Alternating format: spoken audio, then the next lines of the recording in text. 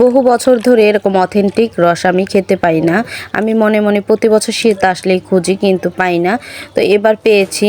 আমারই বান্ধবী ও সেল করে এই খাঁটি অথেন্টিক রস। তো এই রসের গল্পটাই আজকে আপনাদের সাথে শেয়ার করব। ও আমার জন্য রস এনে রেখেছিল কিন্তু আমি সময়ের অভাবে ওর কাছে যেয়ে রসটা আনতে পারছিলাম না, তার জন্য ও ফ্রোজেন করে রেখে দিয়েছিল।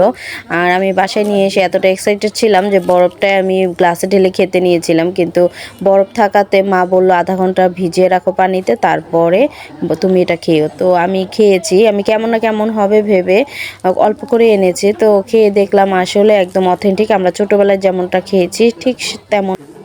আপনারা যদি ঢাকা বা সাভারের মধ্যে কেউ এই অথেন্টিক রসটা খেতে চান ঘরে বসে, তাহলে ঘরে বসে যারা শীত উপভোগ করতে চান তারা এই রসটা অর্ডার করতে পারেন। আমার মনে হয় এই রস ছাড়া আমাদের শীতটা জমেই না। তো ধন্যবাদ সবাইকে। আর আমি পেজ লিঙ্কটা আমার কমেন্ট বক্সে দিয়ে দিব, আপনারা দেখে